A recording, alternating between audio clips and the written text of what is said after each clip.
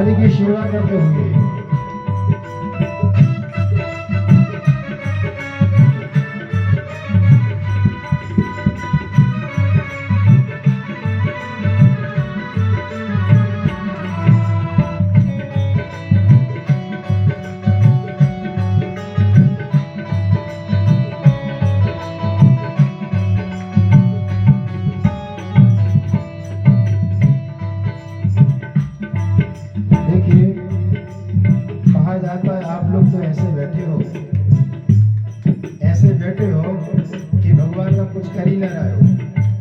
कम से कम भैया ऐसा हो कि यार कथा में बैठे हैं और बढ़िया पावन नाम चल रहा है भगवान का, तो बड़े आनंद के साथ में बड़े झूमते हुए राधा रानी का कीर्तन करते हुए काली की सेवा करते हुए आप सभी लोग बोलेंगे, संत मिलन को चालिए तज माया अभिमान, ज्यों ज्यों पग आगे बढ़े कोटि यज्ञ समान।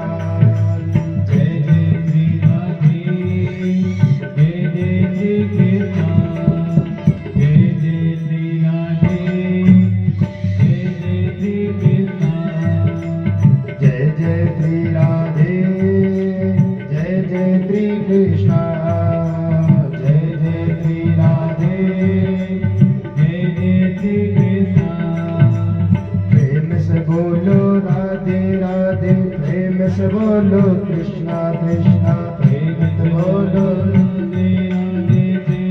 बोलो कृष्णा कृष्णा प्रेम से बोलो राधे राधे, प्रेम से बोलो कृष्णा कृष्णा प्रेमित बोलो राधे राधे, भावित बोलो कृष्णा कृष्णा।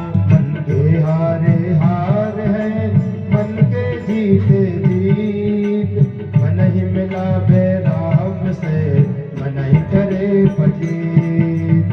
जय जय श्री राधे जय जय श्री कृष्ण, बोल जय जय श्री राधे जय जय श्री कृष्ण। बड़े आनंद के साथ में झूमते हुए भाव से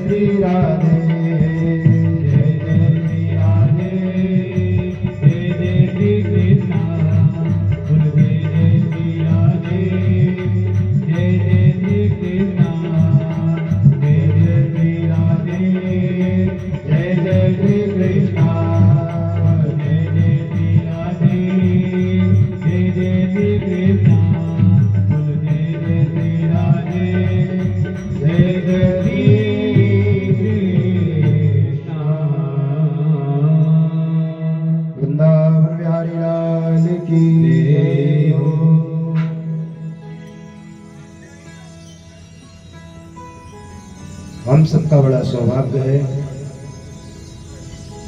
शारदीय नवरात्रि के पावन पर्व पर श्रीमद् भागवत महापुराण की कथा हम सही भक्तगण माँ दुर्गा के समक्ष भगवान की गोद में बैठकर कथा श्रवण कर रहे हैं।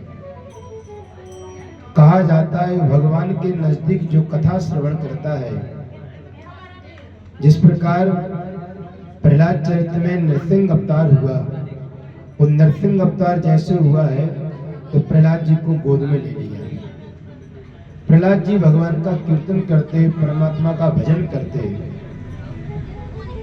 उसी प्रकार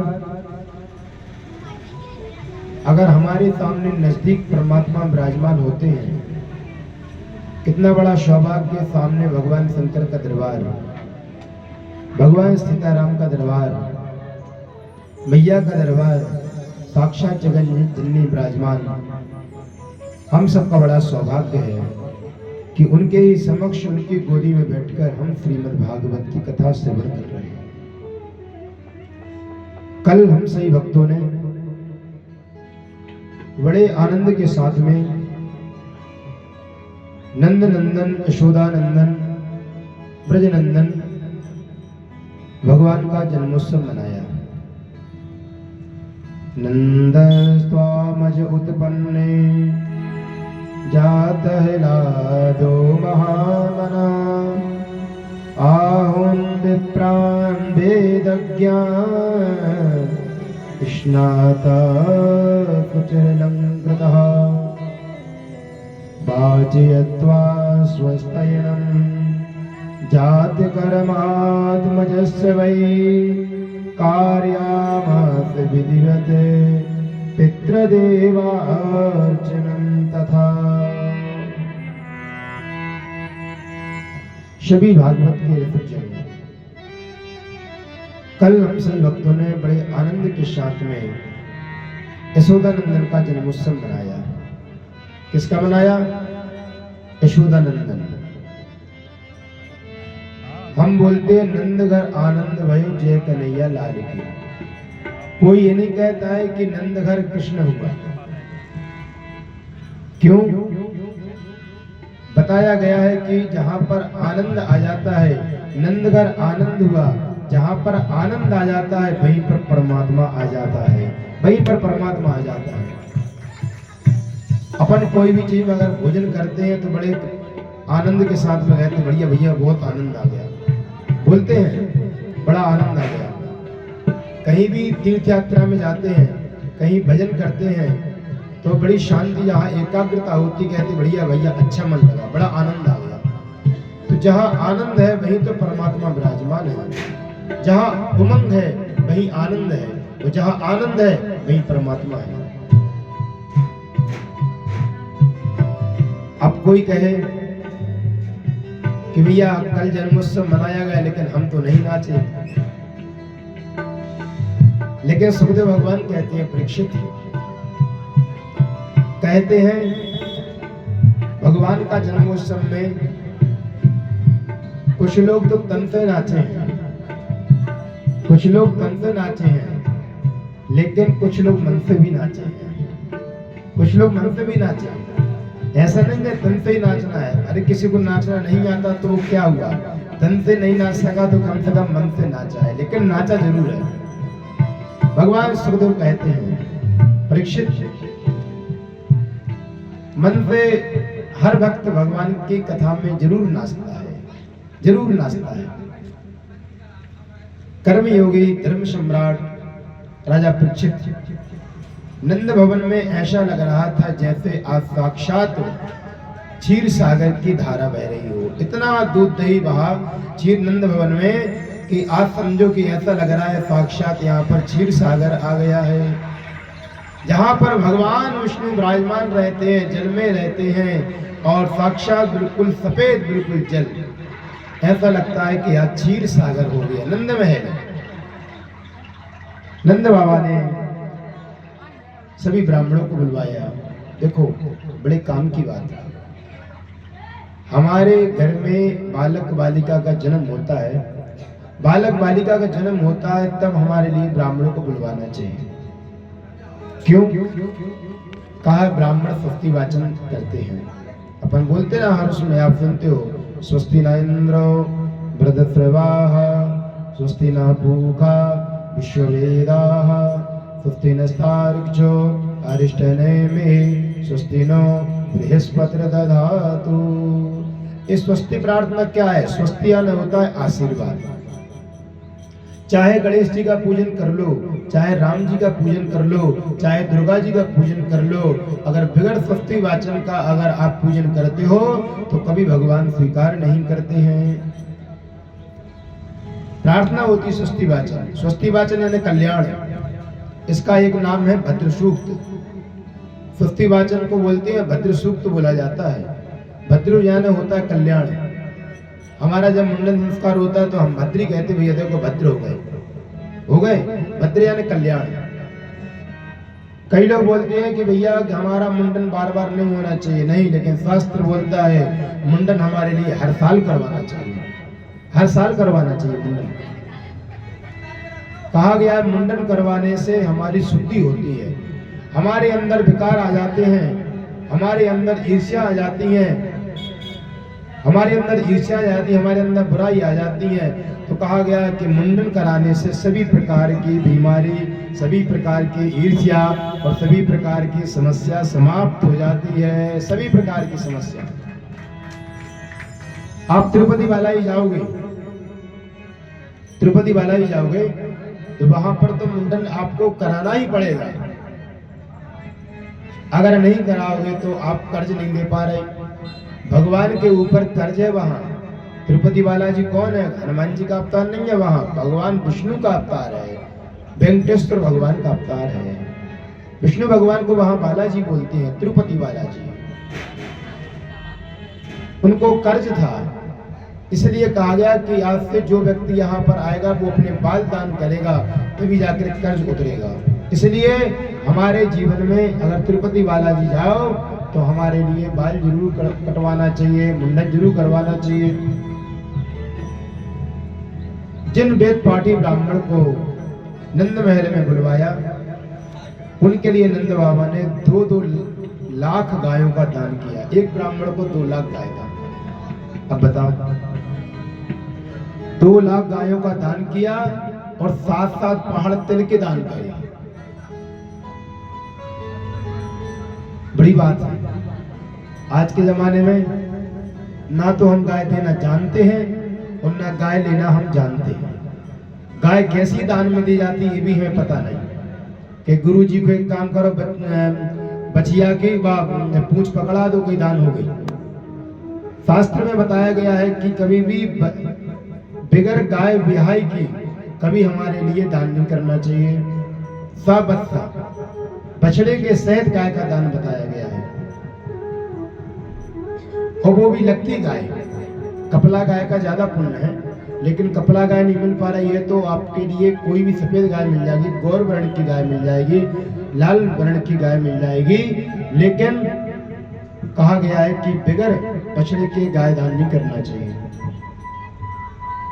हमारे लिए उद्धार नहीं होता है। हमारे पूर्वजों का उद्धार चाहते हो तो हमारे लिए सबस्ता का दान करना चाहिए।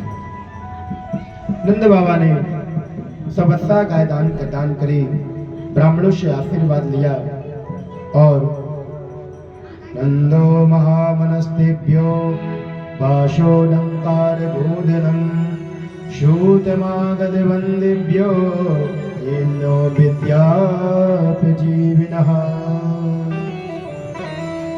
आज नंद बाबा इतने महान बन गए हैं कि जो कुछ आता है वो सब दान में लुटा देते हैं। देखो भैया, नंद बाबा आज ये नहीं सोच रहे कि हमारे घर पे सोना रखा, हमारे घर पे चांदी रखा है, भैया हम इनको दान नहीं कर रहे। आज नंद बाबा आज महान बन गए। जो कुछ भी उनके सामने आ रहा है सब लुटाते जा रहे हैं। जैसे यहाँ लुटाते जा रहे हैं तभी यहाँ पर पता चला कि भैया दान लेते आ रहे थे लोग। रास्ते में एक ग्वाल मिल गया, भैया क्या बात, भैया क्या दान लेके आ रहे? कहा भैया नंद बाबा जी ने हमारे लिए चांदी की कटोरी और चांदी की थाली दान में दी है। अरे भैया कौन से नंबर गेट में मिल रहा है? कहा भैया बच्चे मिल रहा है 3 नंबर गेट पे।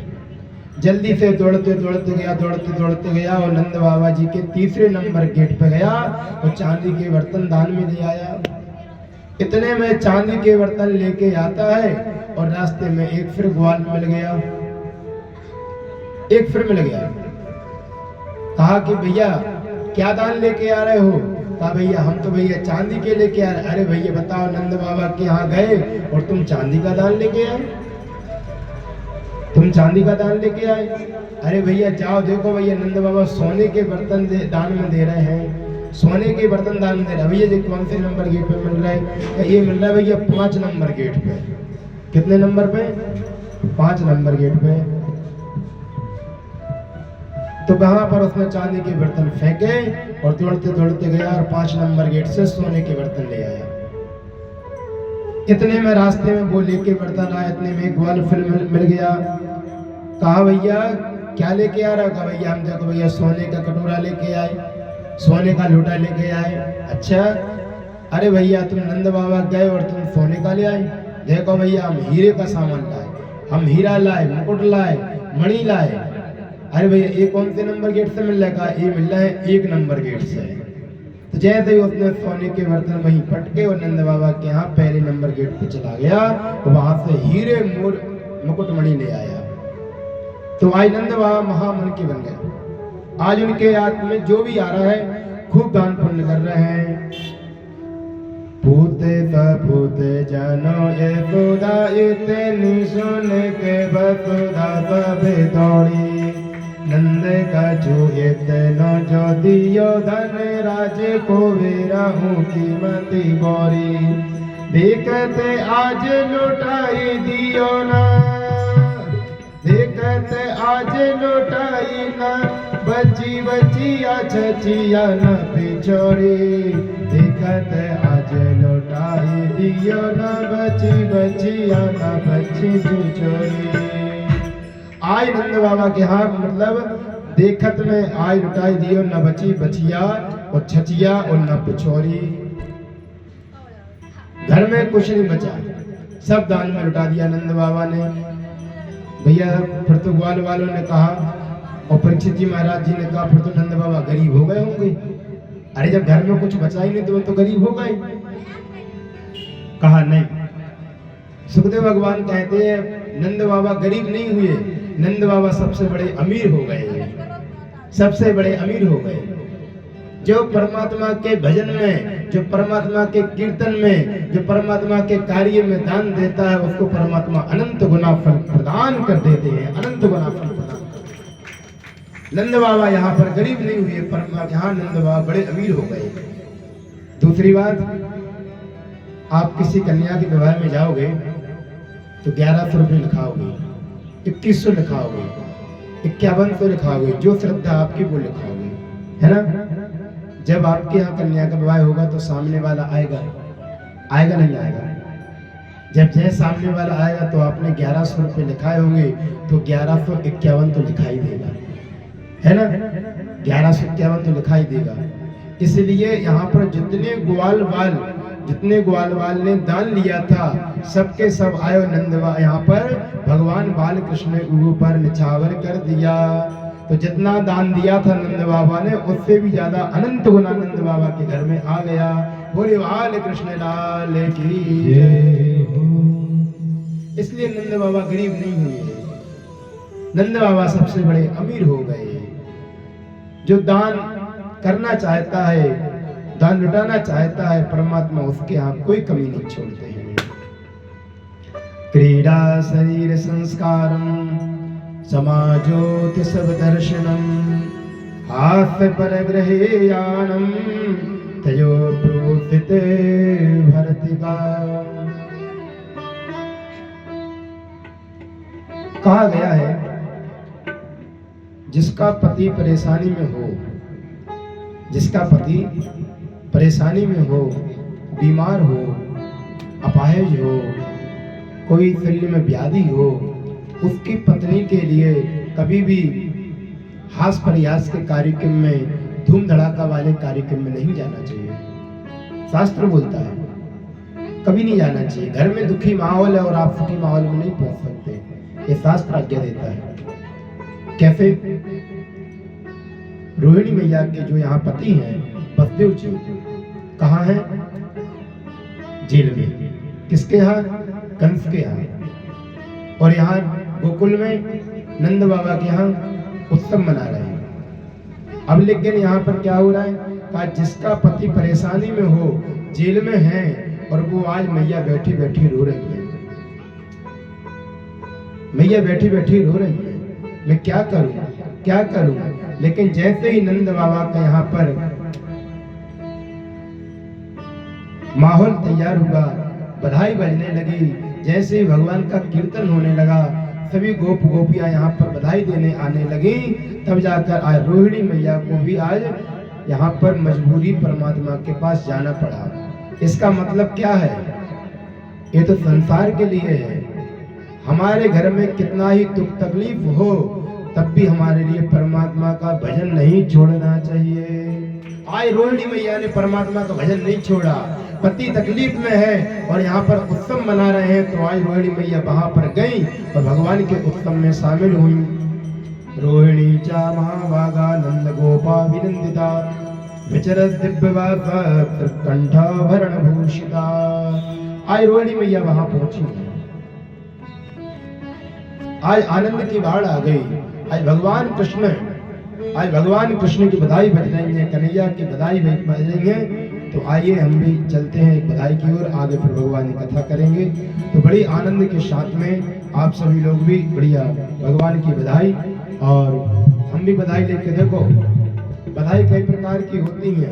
बधाई दी भी जाती है, बधाई ली भी जाती है, बधाई गाई भी जाती है, और बधाई लुटाई भी जाती है, और बधाई नाची भी जाती है। सभी पांच यहाँ पर 5 प्रकार की बधाई होती है।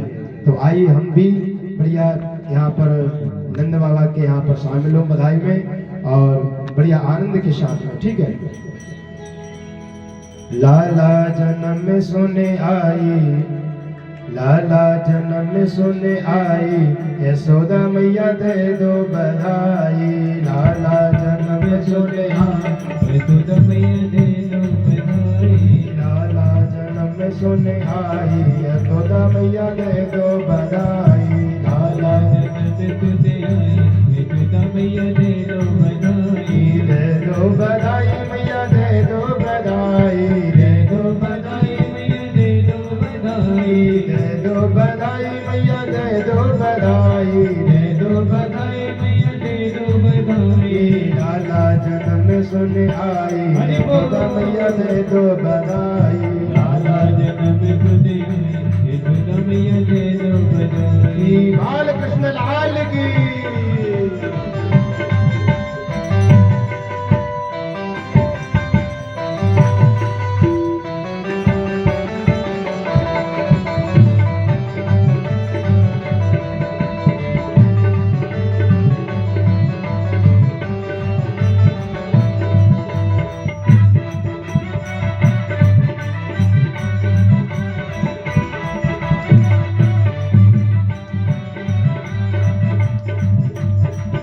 देखो भैया, बधाई में यहाँ पर आज जो गोप गोपियाँ आई हैं, ग्वालिनी आई हैं, मैया को बधाई दे भी रही हैं और मैया से बधाई ले भी रही हैं। तो क्या बोल रही हैं? देखो गोपी का भाव।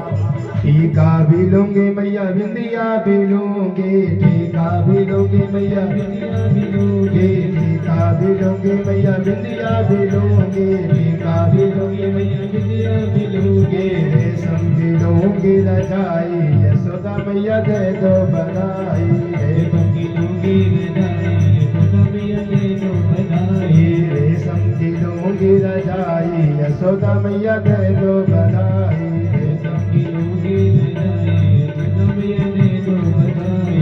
लाला जन्म में सुने आई, यशोदा मैया दे दो बधाई। लाला जन्म में सुने आई, यशोदा मैया दे दो बधाई। जय हो।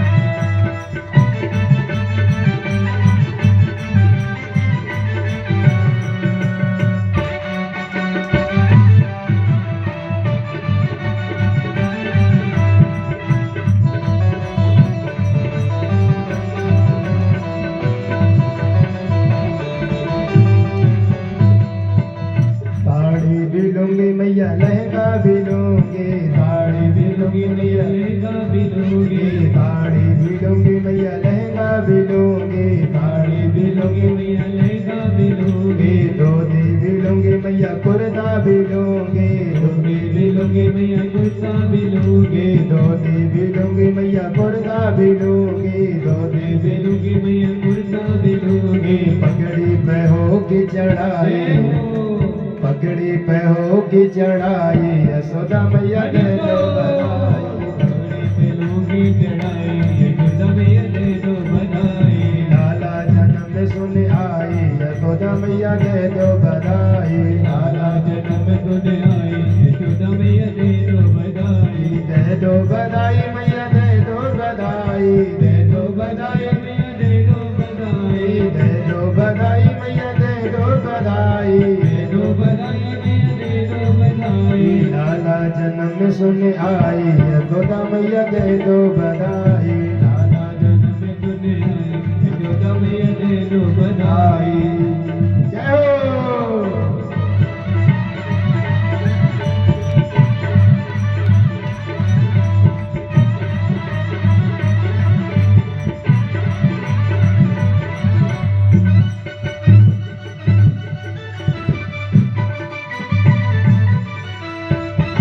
कहा जाता है, कहा 84 लाख योनि मिली हमारे लिए। कितनी मिली? 84 लाख योनि। 84 लाख योनि में हम पूरे में नच रहे हैं। लेकिन कहा गया है अगर संसार में रहोगे तो 84 लाख योनि में नाचना पड़ेगा। संसार में रहोगे तो 84 लाख योनि में नाचना पड़ेगा। और भगवान की कथा में अगर आओगे तो आपके लिए संसार से आपको यहाँ पर परमात्मा के दरबार में नाचना पड़ेगा। सभी लोग क्या? सभी लोग बोलो, अरबा भी लूंगी मैया चूड़ी भी लूंगी, अरबा भी लूंगी मैया चूड़ी भी लूंगी, अरबा भी लूंगी मैया चूड़ी भी लूंगी, अरबा भी लूंगी मैया चूड़ी भी लूंगी। कंगना पे होगी चढ़ाई, कंगना पे होगी चढ़ाई, यशोदा मैया दे दो बधाई। कंगना पे होगी चढ़ाई, यशोदा मैया दे दो बधाई। दे दो बधाई मैया दे दो बधाई, दे दो बधाई मैया दे दो बधाई। दे दो बधाई मैया दे दो बधाई, दे दो बधाई मैया दे दो बधाई। लाला जन्म सुन आई, यशोदा मैया दे दो बधाई। लाला जन्म सुन आई, यशोदा मैया दे दो बधाई। काली की सेवा करते हुए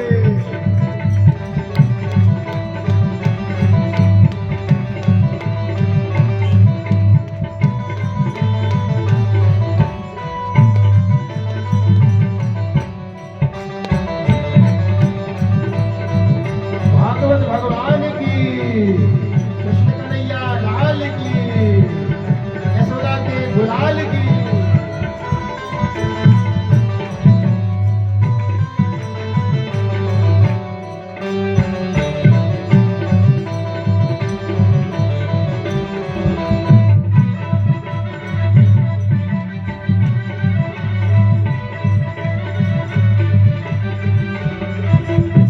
चंद्रपति बजवाल कृष्ण छवि, चंद्रपति बजवाल कृष्ण छवि, चंद्रपति बजवाल कृष्ण छवि, चंद्रपति बजवाल कृष्ण छवि, चंद्रपति बजवाल कृष्ण छवि, चंद्रपति बजवाल कृष्ण छवि, चंद्रपति बजवाल कृष्ण छवि, चंद्रपति बजवाल कृष्ण छवि, चंद्रपति बजवाल कृष्ण छवि, चंद्रपति बजवाल कृष्ण छवि, चंद्रपति बजवाल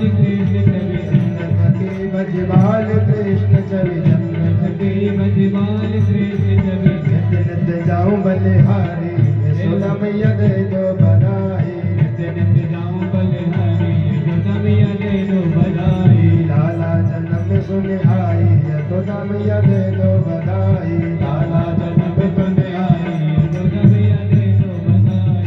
दे दो बधाई मैया दे दो बधाई, दे दो बधाई मैया दे दो बधाई। दे दो बधाई मैया दे दो बधाई, दे दो बधाई मैया दे दो बधाई। दे दो बधाई मैया दे दो बधाई, दे दो बधाई मैया दे दो बधाई। लाला जन्म सुन आई, यशोदा मैया दे दो बधाई। लाला जन्म सुन आई, यशोदा मैया दे दो बधाई। लाला जन्म सुन आई, यशोदा मैया दे दो बधाई। लाला जन्म सुन आई, यशोदा मैया दे दो बधाई। लाला जन्म सुन आई, यशोदा मैया दे दो बधाई।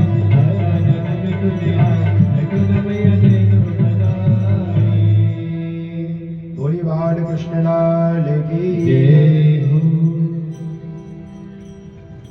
गोपियां भगवान कृष्ण कन्हैया की जन्मोत्सव पर बधाई देने आती हैं भैया यशोदा के पास। बड़ा प्यारा दृश्य है।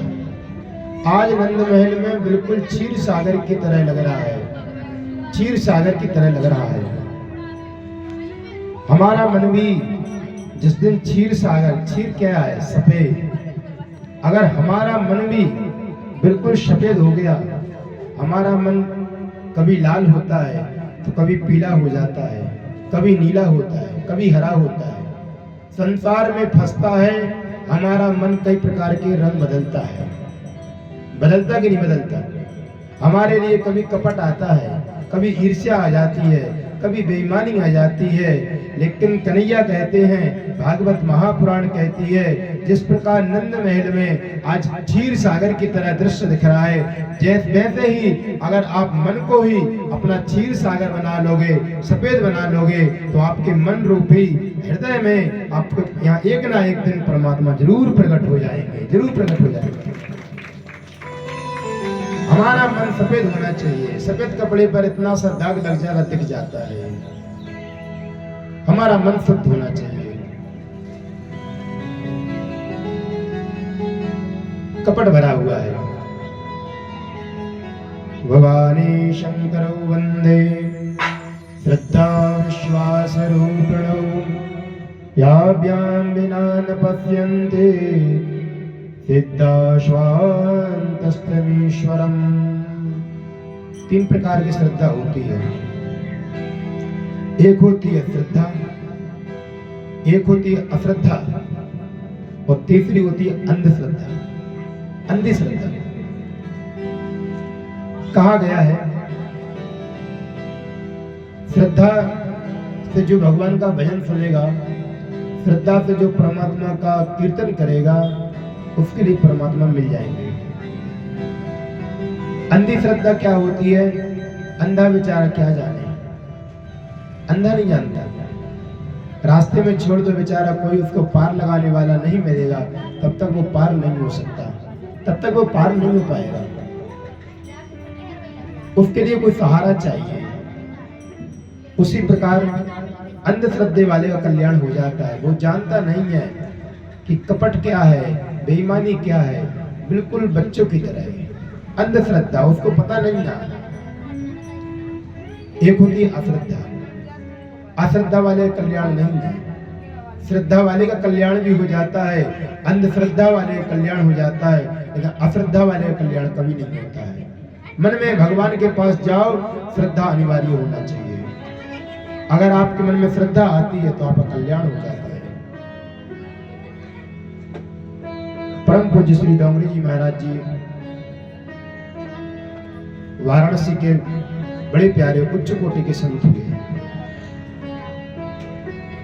उन्होंने कहा कि हर व्यक्ति तो ब्रज में परिक्रमा लगा नहीं सकता, भगवान को पहचान नहीं सकता, तो उन्होंने अपने शरीर को ही वृंदावन बना लिया। कैसे बनाया? देखो, अपने शरीर को ही वृंदावन बना लिया।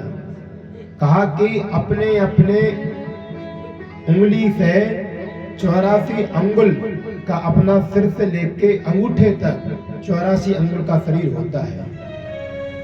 बड़े काम की बात है। 84 अंगुल का शरीर होता है, चाहे वो व्यक्ति मोटा हो, चाहे पतला हो, चाहे वो छोटा हो, चाहे वो ऊंचा हो। अपने अपने हाथ से, अपने अपने उंगली से शुरू से नापोगे तो आपको भैया अंगूठे तक 84 अंगुल के ही आओगे। लेकिन कहा गया है 84 अंगुल क्या है? कहा 84 कोष है। कौन है? 84 कोष। 84 कोष है, 84 अंगुल है।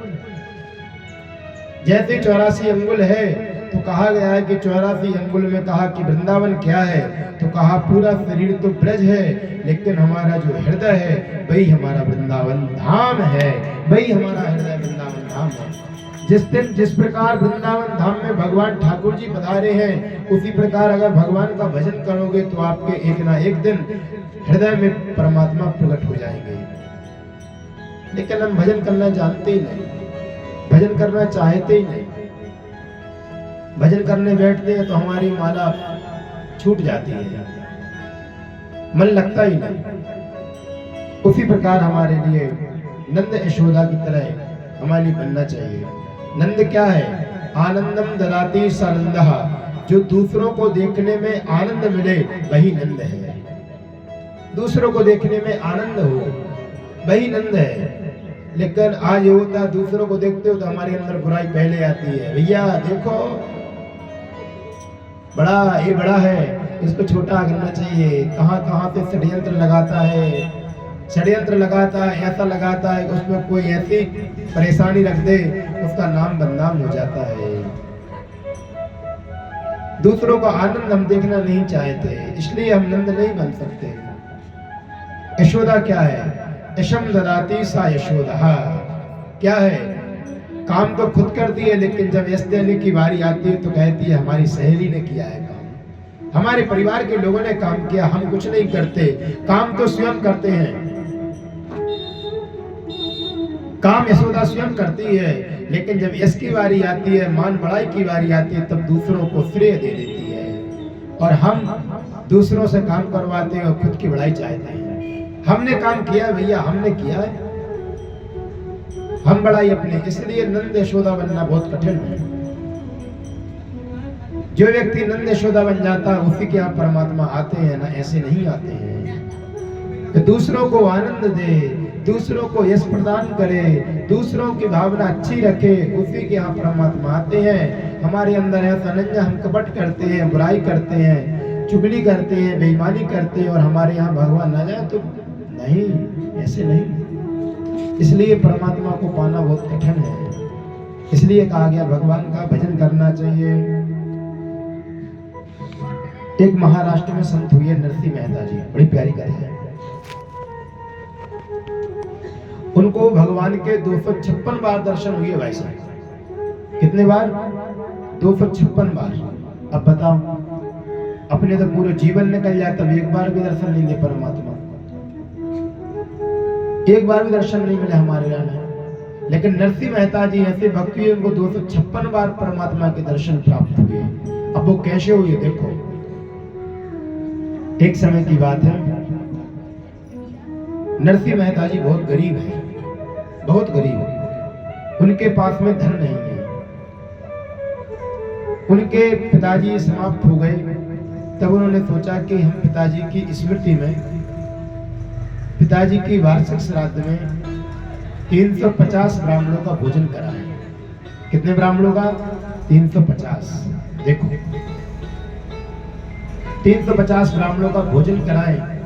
जैसे ही परिवार के लोगों ने सलाह ली, भैया पिताजी का ऐसा ऐसा काम करना चाहते हैं।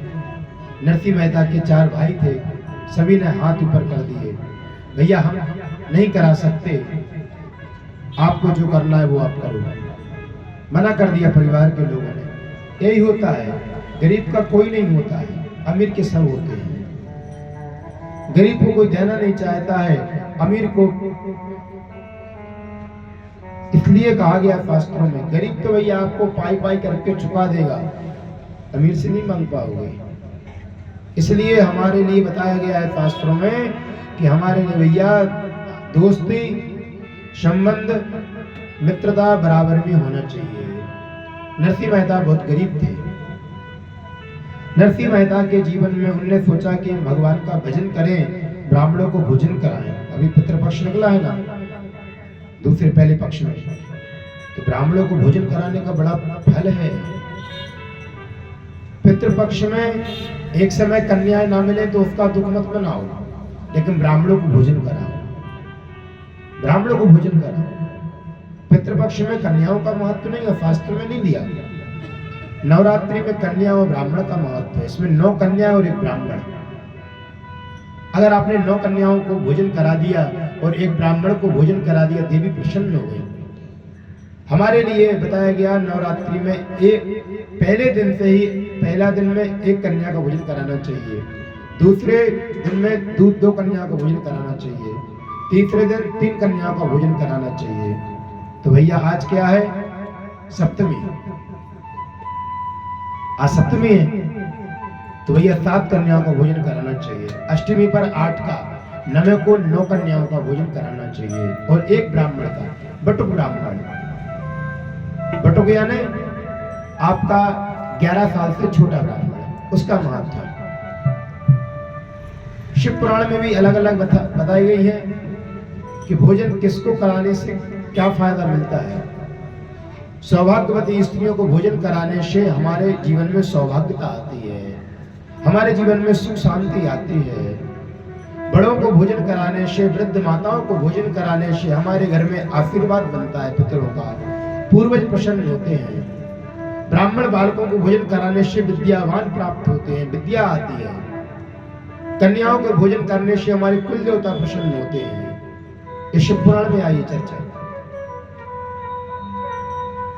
अभी हमारा गैरतगंज में पिपरिया के, गैरतगंज के पास पिपरिया है, वही मेरा शिव पुराण था।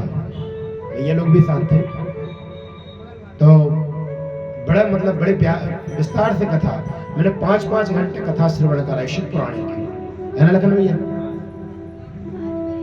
1 बजे से लेके 5-5, 6-6 बज जा रहे थे। बड़ी प्यारी, बहुत विस्तार से सब पुराण सुनाया। उसमें पूरा संपूर्ण बताया सार कि हमारे जीवन में कैसे जीना चाहिए, हमारे जीवन को कैसे रखना चाहिए, हमारे लिए सम्मान कैसे करना चाहिए, सम्मान कैसे देना चाहिए, ये सब आया है। नरसिंह मेहता के जीवन में 256 बार परमात्मा के दर्शन प्राप्त हुए। कैसे हुए? उन्होंने सोचा हमारे परिवार के लोगों ने मना किया, एक काम करते हैं कि हम ही व्यवस्था करते हैं। तब नरसिंह मेहता जी बाजार गए, सामान लेने गए। जैसे ही बाजार पहुंचे तो वहां इतना पैसा था नहीं उनके पास, वो एक साथ पूरा सामान ला सके। व्यवस्थाएं बड़ी होती हैं तो बहुत पहले से बनानी पड़ती है। जिस प्रकार अपनी भागवत कथा की व्यवस्था पहले से नहीं है, भैया लोगों ने बहुत मेहनत करी। हमारी बात उनसे 7-8 दिन पहले हुई तो हमारी कथा चल रही थी हैदरगढ़ में, अभी पितृपक्ष में। तो भैया लोग का फोन पहुंचा, गुरुजी अपन को कथा करनी है। हम, अच्छी बात है, तो नवरात्रि में करना में बहुत बढ़िया बात है।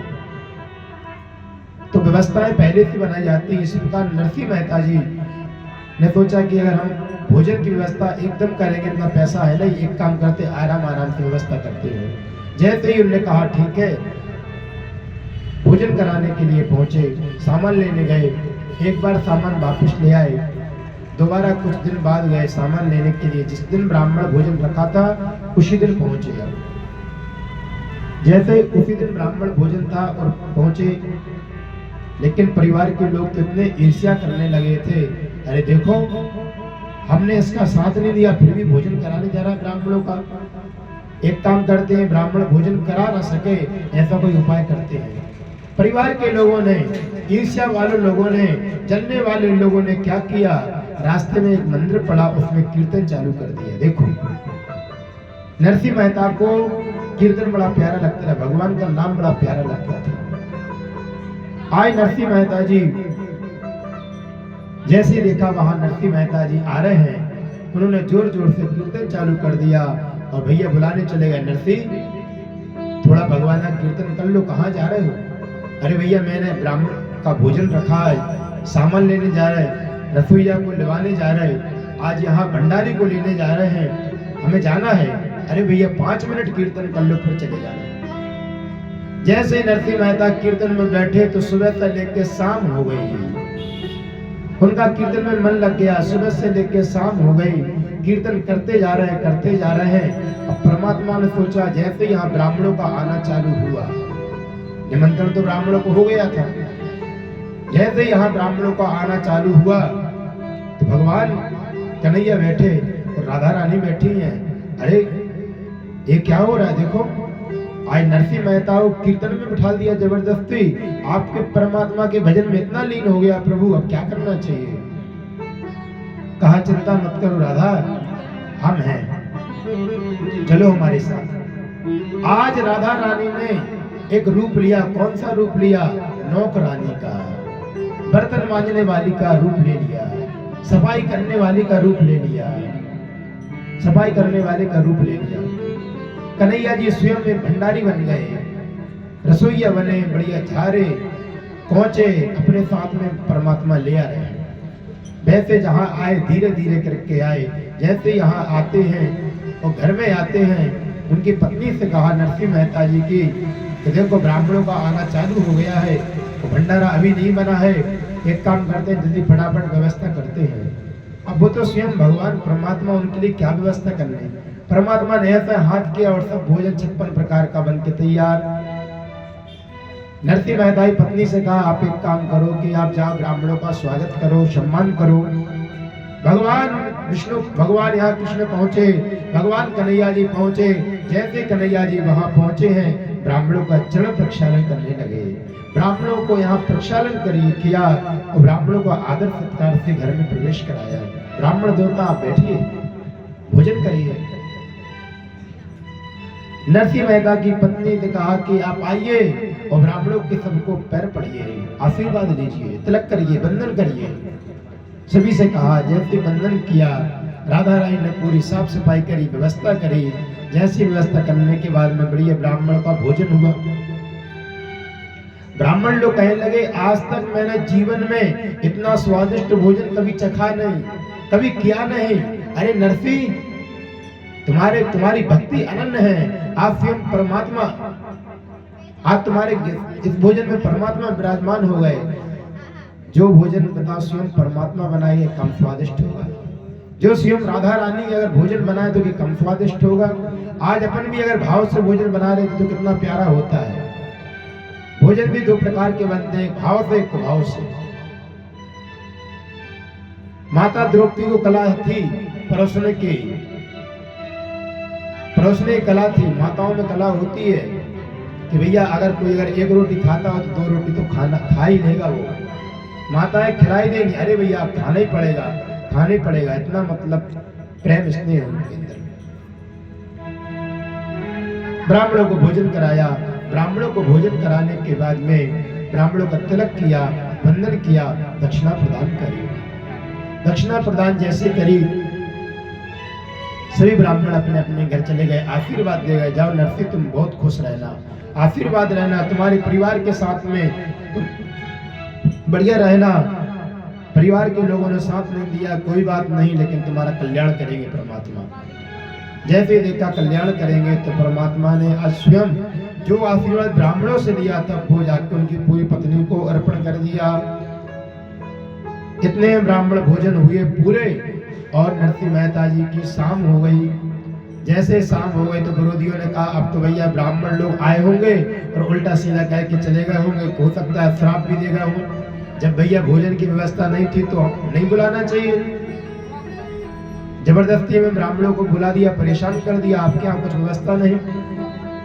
एक काम करते हैं, कीर्तन बंद कराते और नरसिंह मेहता जाते हैं। जैसे ही कीर्तन बंद कराया, नरसिंह मेहता को तुरंत याद आ गई, ओहो बड़ी गलती हो गई, आज तो बड़ी गलती हो गई। मैंने ब्राह्मणों को निमंत्रण दिया था, मैं भंडारी को लेने जा रहा था, आज मैं सामान लेने जा रहा था। आज जीवन में पहली बार इतनी बड़ी गलती हुई है।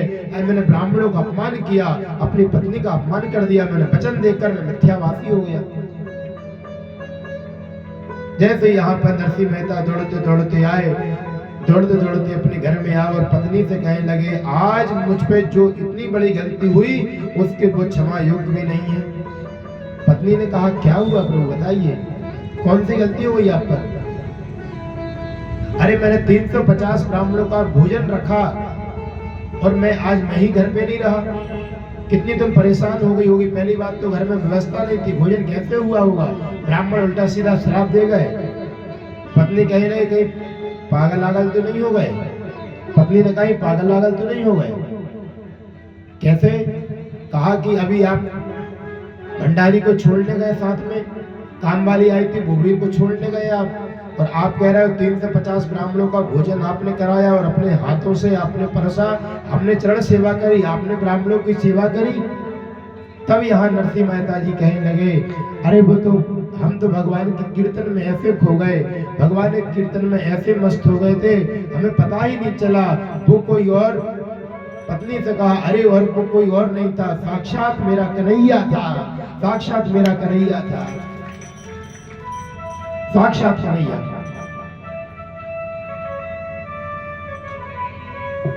नरसिंह मेहता कह रहे कि तू तो बड़ी सौभाग्यशाली है, तू तो बड़ी सौभाग्यशाली रही जिस तूने परमात्मा के दर्शन प्राप्त कर लिए।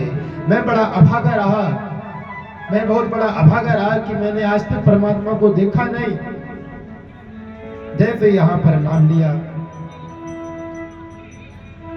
मैं बड़ा अभागा। आज से मैं अपना घर छोड़ता हूँ, जाकर नरसिंह मेहता जी द्वारकापुरी में जाकर भजन करने लगे। जैसे द्वारकापुरी में भजन किया तब परमात्मा ने दर्शन प्राप्त कराया। और इसी प्रकार भजन कई बार नरसिंह मेहता के जीवन में इसी प्रकार भक्ति से, भाव से, अब जब भी नरसिंह मेहता परमात्मा को याद करते थे तो उसी प्रकार भगवान आ जाते थे। और ऐसे ऐसे करके भगवान के 256 बार नरसिंह मेहता के जीवन में दर्शन प्राप्त हुए। भक्ति एक होती है, भक्ति करना सीखो, भगवान को मनाना सीखो, भगवान को भजन करना सीखो। इसी प्रकार यहाँ पर नरसिंह मेहता जी के जीवन में दर्शन प्राप्त हुए। हमारे लिए नंद यशोदा बनना चाहिए। जब नंद यशोदा बनोगे तब जाके परमात्मा आपके दरबार में आएंगे, न कभी नहीं आ पाएंगे। कितना ही भजन करो, परमात्मा का भजन कर लो, अंदर कपट है, बेईमानी है तो कभी नहीं परमात्मा आएंगे। परीक्षित महाराज ने पूछा, गुरुवर नंद यशोदा के यहाँ भगवान क्यों आए? भगवान क्यों आ गए? जन्म तो लिया मथुरा में, लेकिन नंद बाबा के यहाँ कैसे पहुंच गया परमात्मा? ये हमारे लिए कथा श्रवण कराइए। परमात्मा पहुंचे वहां कैसे? जिसने जन्म दिया उसको छोड़ दिया। नंद बाबा कौन है? यशोदा कौन है जो सगे माता पिता को छोड़ दिया और भगवान ब्रज में चले गए? तब यहाँ पर श्री सुखदेव भगवान ने बड़ा प्यारा चरित्र श्रवण कराया। कौन सा कराया? नंद यशोदा पूर्व जन्म में द्रोण और धरा नाम के पशु थे। उससे पहले ब्राह्मण और ब्राह्मणी थे। ब्राह्मण ब्राह्मणी थे, उनके जीवन में एक नियम था कि मैं अपने घर पे रोज ब्राह्मणों का भोजन कराऊंगी, रोज कराऊंगी, रोज ब्राह्मणों का भोजन कराऊंगी। नंद यशोदा का नियम था ब्राह्मण ब्राह्मणी का मैं रोज भोजन कराऊंगा। हमारे जीवन में भी अतिथि सत्कार होना चाहिए। ब्राह्मणों का भोजन कराओ, कन्याओं को भोजन कराओ, अतिथियों को दान दो। आजकल तो हमें होते कि अतिथि अगर मांगने आए तो उसको भगा देते हैं। अरे 100 ग्राम 50 ग्राम दे दोगे तो भैया क्या हो जाएगा, दे दो, उसको भगा देते हैं। ना जाने कौन से वेश में नारायण मिल जाए। अगर आपके अंदर भक्ति सच्ची होगी तो परमात्मा प्रसन्न होकर आएंगे, और आपके अंदर भक्ति नहीं है तो परमात्मा कभी नहीं जाएंगे। उनका नियम था कि ब्राह्मणों को भोजन रोज कराना। जैसे ब्राह्मणों को रोज भोजन कराए तो एक दिन की बात है, भोजन कराते कराते भोजन कराते कराते जो घर में था वो सब चला गया। और जो द्रोण नाम के पशु थे, ब्राह्मण थे, ब्राह्मण देवता, घर में कुछ नहीं बचा। तो पत्नी ने कहा, ब्राह्मणी ने कहा, एक काम करो, आप विदेश चले जाओ व्यापार करने के लिए, कुछ पैसा कमा लाओ, जब तो ब्राह्मणों का भोजन कराएंगे। कहा ठीक है। पंडित जी एक बात कह गए, आप एक ब्राह्मण का भोजन नित्य कराना, एक ब्राह्मण का भोजन नित्य कराना। जैसे यहाँ पर संतों ने देखा, ब्राह्मणों ने देखा, घर में कोई कमाने वाला नहीं है तो उनके यहाँ भोजन करने भी नहीं जाता। ब्राह्मण देवता वहां उन घर में भोजन करने नहीं जाते, क्योंकि ब्राह्मण देवता है नहीं। घर में कुछ है नहीं, घर में पैसा कहाँ से आएगा, धन कहाँ से आएगा, भोजन कहाँ से होगा, इस काम में संत ब्राह्मण जाते नहीं। जैसे संत ब्राह्मण ने जाना बंद कर दिया तो ब्राह्मणी का नियम था, जब तक हमारे घर में संत ब्राह्मण नहीं आएंगे तब तक मैं भोजन नहीं करूंगी, भोजन नहीं करूंगी। भोजन जैसे ही नहीं करूंगी तो कितना हुआ, एक दिन निकल गया, 2 दिन निकले, 3 दिन निकले, ऐसे ऐसे करके 7वां दिन आ गया। 7वां दिन जैसे ही आए, परमात्मा ने सोचा, अरे अगर हम यहाँ नहीं जाएंगे, हम नहीं जाएंगे तो ब्राह्मणी तो समाप्त हो जाएगी। घर में कुछ खाएगी पिएगी नहीं, शरीर में तो समाप्त हो जाएगा शरीर। इसलिए ऐसा करते हैं, परमात्मा संत के रूप में आए, परमात्मा संत के रूप में आए। जैसे ही संत के रूप में वहां आए, भिक्षाम देहि भवति भिक्षाम देहि, हे ब्राह्मणी हमारे लिए भिक्षा प्रदान करिए, भिक्षा प्रदान करिए। ब्राह्मणी जैसी आई, यहाँ पर देखा, अरे संत हमारे दरबार में, मैं लेकिन क्या दूं, घर में कुछ है नहीं, मैं क्या दूं। आके चरणों में गिर गई, हे संत भगवान आपके चरणों में प्रणाम, बताइए क्या चाहिए। कहा आज मेरी एकादशी है, अगर आप मुझे दूध पिलाओ तो मेरा आहार हो जाएगा, एक गिलास दूध ले आओ।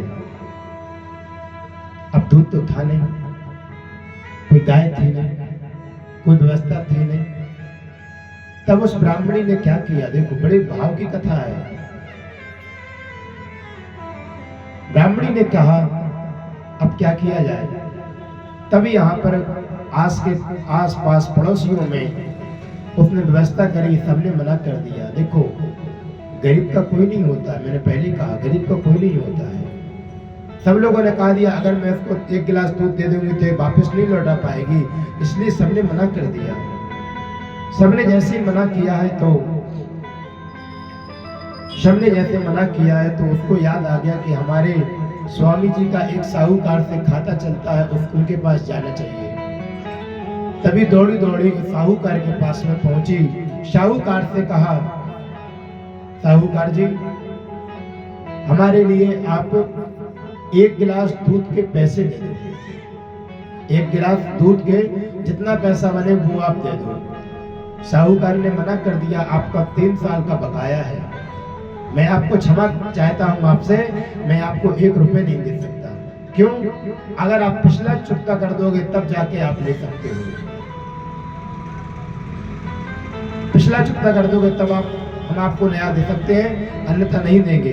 कहा कि पंडित जी विदेश गए हैं, पैसे कमाने गए हैं, व्यापार करने के लिए गए हैं, अगर वो आ जाएंगे तो आपको उनको पाई पाई करके चुका देंगे। लेकिन साहूकार ने मना कर दिया। क्या करना चाहिए? कहा कि एक काम करो, अगर आप 1.25 लीटर दूध के पैसे अगर आप लेना चाहती हो तो एक काम करो, आपका बालक है हमारे घर पे, हमारे यहाँ दुकान पर, उसके लिए 11 साल 52 दिन के लिए मजदूरी पर रख दोगे, तब आपको 1 गिलास दूध के पैसे मिले जाएंगे। कितने साल के लिए? 11 साल 52 दिन के लिए। 11 साल 52 दिन के लिए अगर आप अपने बेटे को हमारे यहाँ मजदूरी पर रख दोगे तब जाकर आपको 1 गिलास दूध के पैसे मिलेंगे। तभी पीछे से बालक चला आ रहा था। बालक ने कहा माता मुझे तैयार, मैं तैयार हूं, मैं तैयार हूं। कहा बेटा तेरे पिता तो है नहीं, तू भी अगर चला जाएगा तो मेरा क्या होगा। उस बेटे के मुख से आवाज आई, माता अगर वो संत का अपमान होगा तो क्या होगा। आज के जमाने में पहले के जमाने में इतना अंतर था, खुद नहीं खाते थे दूसरों को खिलाते थे, खुद भूखे रहकर दूसरों को खिलाते थे तब उनको आनंद मिलता था। और आज के जमाने में दूसरों का छीनते हैं, दूसरा ना खा पाए खुद खा ले, दूसरा ना खा पाए, पहले ये हो। इसलिए यहाँ बालक ने भी कहा माते मैं मजदूरी करने को तैयार हूं। तब साहूकार ने 1 गिलास दूध के पैसे दिए।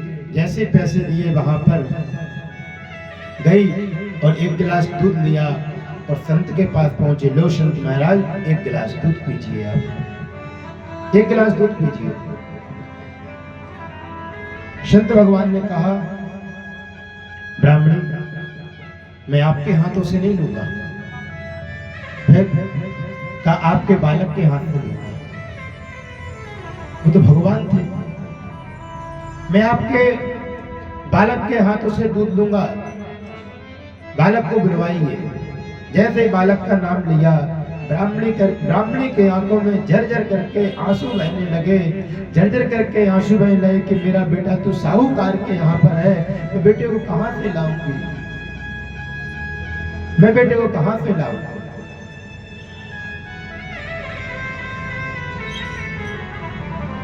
मैं बेटे को कहाँ से लाऊं।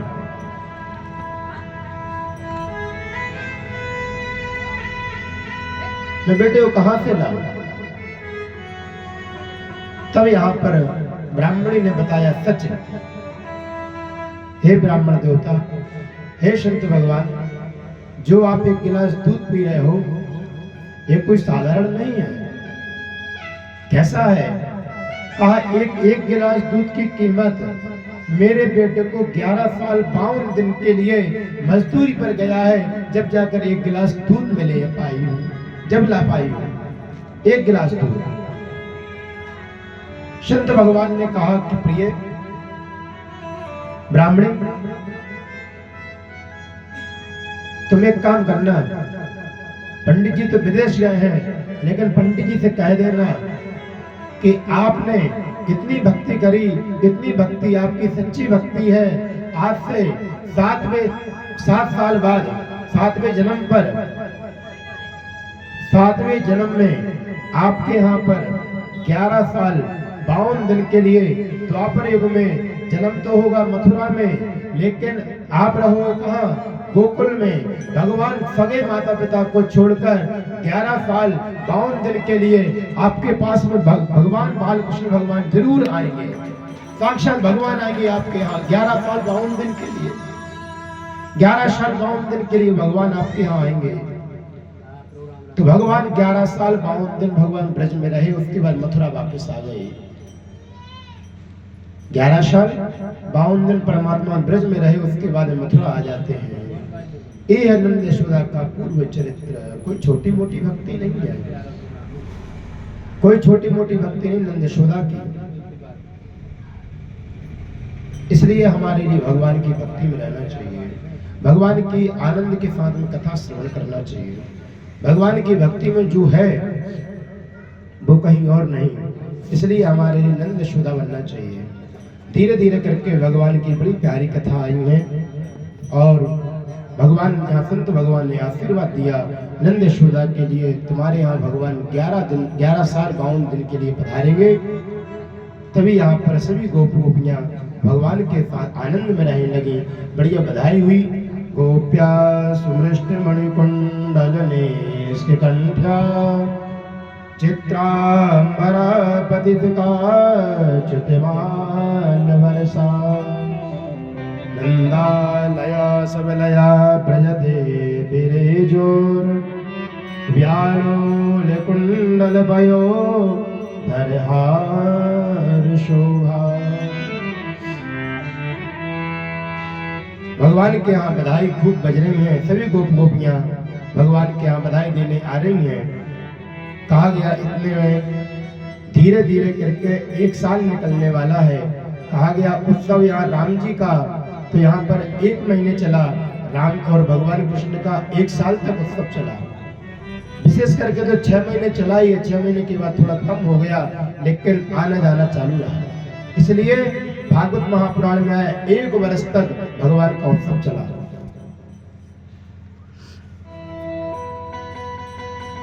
भगवान का उत्सव चला 1 साल।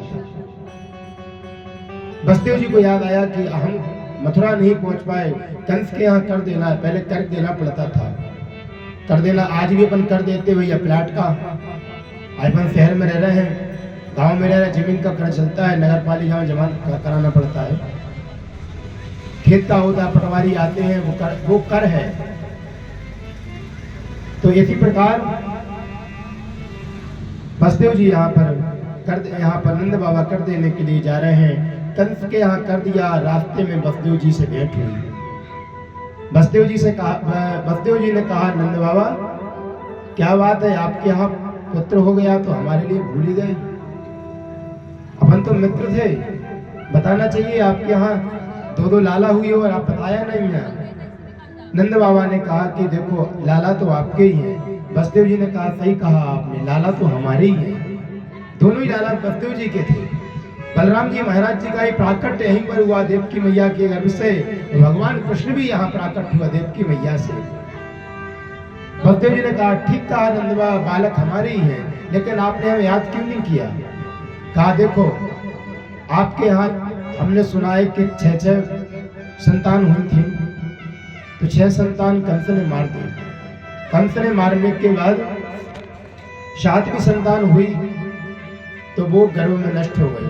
बलराम जी महाराज जी संकर्षण हो गई थी, यहाँ पर ट्रांसफर कर दिया था। जिस प्रकार आजकल मोबाइल पे चले जाओ, एक दूसरे के खाते में पैसे ट्रांसफर कर देते हैं।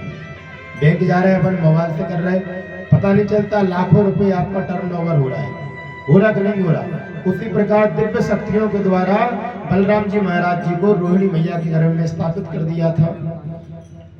तो यहाँ पर का इसलिए हमने आपको उत्सव में नहीं बुलाया मित्र। कहा गया है, शास्त्रों में बताया गया, अगर मित्र अगर दुख में रहे उसके लिए सुख का समाचार नहीं देना चाहिए, सुख का समाचार नहीं देना चाहिए। सामने वाला दुखी और तुम सुखी, अपन लोग खूब करते हैं भैया, दुख में जाते हैं और वहां सुख की बात करने लगते हैं। कई लोग ऐसे हमने महाराज सुने को अपन कोई के भैया उसमें कार्य में गए, दुख के कार्य में गए और वहां पर शादी ब्याह की चर्चा हो रही।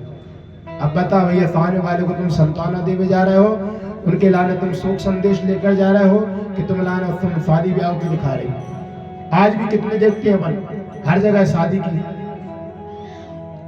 तो भैया इसलिए कहा गया है हमारे लिए सामने वाला अगर व्यक्ति दुखी हो उसके लिए सुख का समाचार नहीं सुनाना चाहिए। इसलिए बसदेव मैंने उचित नहीं समझा, इसलिए मैं नहीं आ पाया, मैं क्षमा चाहता हूँ। कहा कोई बात नहीं, शास्त्रों में बताया गया है, निज दुख गिरि समय रज कर जाना, नेत्र के दुख रज मेरु समाना। निज दुख राम जय राम, श्री राम जय राम जय राम। निज दुख गिरि समय रज कर जाना, नेत्र के दुख रज मेरु समाना। श्री राम काली की सेवा करते हुए मानस में बाबा बोलते हैं, श्री राम जय राम जय राम। जय नाम में दुख होए दुखारे, तिनहि बिलोकत पातक बारे। श्री राम जय राम जय राम, श्री राम जय राम जय राम। निज दुख गिरि समय रज कर जाना, नेत्र के दुख रज मेरु समाना। श्री राम जय राम जय राम, श्री राम जय राम जय राम। श्री राम जय राम जय जय राम, श्री राम जय राम जय जय राम। इसलिए कहा गया है हमारे लिए सामने वाले का अगर दुख अगर होता है तो वो हमारे लिए पहाड़ के समान है, मेरु पर्वत समान है। कहा गया भैया सामने वाले का दुख हमारे लिए पहाड़ के समान मानना चाहिए, इसलिए उसके दुख में सम्मिलित हो, लेकिन सुखी का समाचार उसको ना सुनाओ। आज के जमाने में यही चल रहा है, सामने वाले का दुख है और तुम उसको सुख सुना रहे हो, ये गलत है। इसके लिए पातक लगता है। धीरे धीरे करके भैया कथा तो बहुत बड़ी है। कहा गया कि भैया यहाँ पर बसदेव जी महाराज जी ने कहा, नंद बाबा भगवत कृपा से हमें ज्योतिष का ज्ञान है, ज्योतिष का ज्ञान है, तो हमारे लिए ऐसा लग रहा है कि ब्रज में कोई भारी संकट आने वाला है। एक काम करो, तुम जल्दी जल्दी जाओ और रास्ते में भगवान का भजन करते जाना। भगवान का भजन करोगे तो संकट कट जाएगा। कहा कैसी बात कर रहे हो? कहा कि मेरी ज्योतिष बोल रही है, मेरा अनुभव बोल रहा है। एक काम करो मित्र, तुम जल्दी निकल जाओ यहाँ से। जैसे यहाँ बसदेव जी महाराज जी ने कहा, नंद बाबा ने बढ़िया भगवान का कीर्तन करते हुए चले। हरि शरणम हरि शरणम हरि शरणम हरि शरणम हरि शरणम हरि शरणम हरि शरणम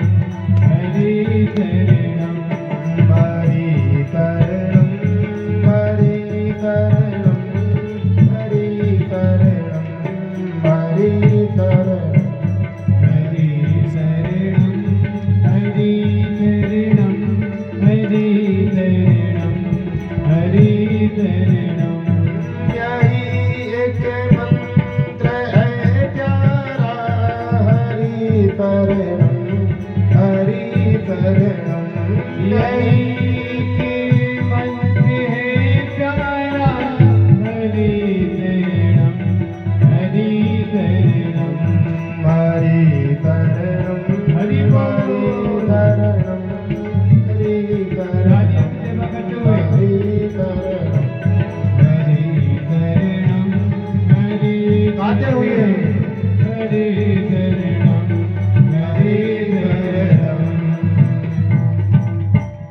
नंद बाबा यहाँ पर पहुँचते हैं ब्रज में। इतने में कंस ने एक मीटिंग बुलाई। कंस ने बड़ी प्यारी मीटिंग बुलाई।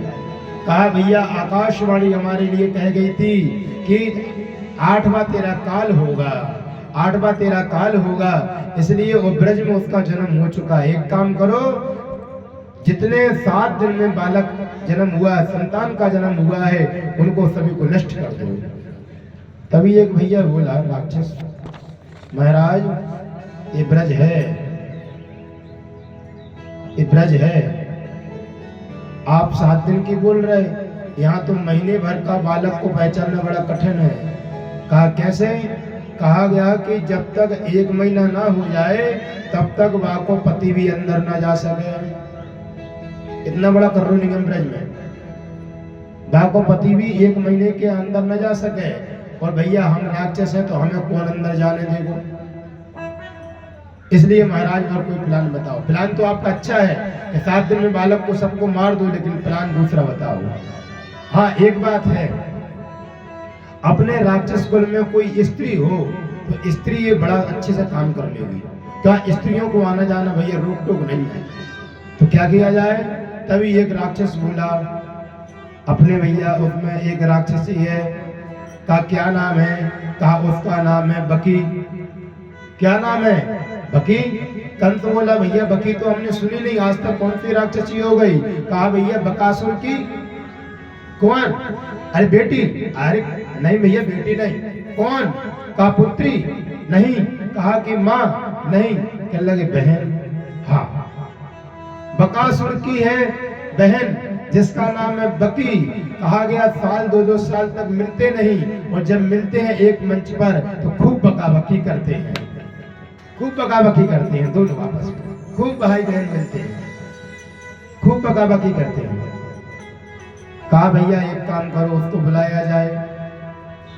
कहा ठीक है, उसको बुलाया जाए। जैसे ही पहुंचे हैं, अरे सुनो बकी, महाराज ने याद किया है। तुरंत भैया उठी और सीधी आई। जैसे कंस के पास में आई तो वहां पर भैया देखा जमीन पर तो के पांव लगे, आसमान में वो सिर लगो। कंस ने कहा भैया ये कौन है? तो कहा ये तो बकी है। अरे भैया ऐसे का काम की भैया, ये कहाँ जाएगी?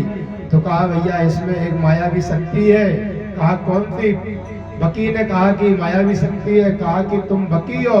तो कहा एक काम करो कि अपना नकली रूप दिखाओ। जैसे ही नकली रूप दिखाया तो इतनी सुंदर हो गई, इतनी सुंदर हो गई, इतनी सुंदर हो गई, साक्षात जैसे वैकुंठ से लक्ष्मी पधारी हो। इतनी सुंदर बन गई, इतनी सुंदर लक्ष्मी जैसी बन गई। कंस ने कहा तुम अभी कुछ देर पहले थी वही हो? हाँ हाँ महाराज मैं वो हूँ। आपका नाम क्या है? कहा मेरा नाम बकी है, लेकिन मेरे बकी के नाम से कोई नहीं जानता। फिर किस नाम से जानता है आपको? कहा मेरा नाम है पूतना। क्या नाम है? पूतना। कहा पूत यानी होता है पवित्र, ना यानी होता है पवित्र नहीं। जिसका तन पवित्र नहीं, जिसका मन पवित्र नहीं, जिसका धन पवित्र नहीं, जिसका खान पीन पवित्र नहीं, उसका नाम है पूतना। क्या नाम है? पूतना। आज के जमाने में नहा धो के तैयार हो गए, भगवान का भजन नहीं किया, हमारा तन पवित्र नहीं है। आप सोचो कि नहा धो के आए तुम बढ़िया साफ हो गए। साफ होते हो, शुद्ध नहीं होते हो। गोबर से साफ होते हो, साबुन यहाँ पर कहा साबुन से साफ होते हो, गोबर से शुद्ध होते हो।